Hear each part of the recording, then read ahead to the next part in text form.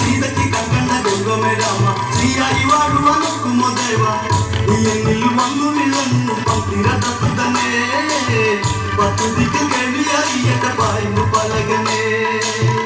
ആരാണ് ശ്രീരാമൻ ഞാൻ കാട്ടകങ്കരമൻ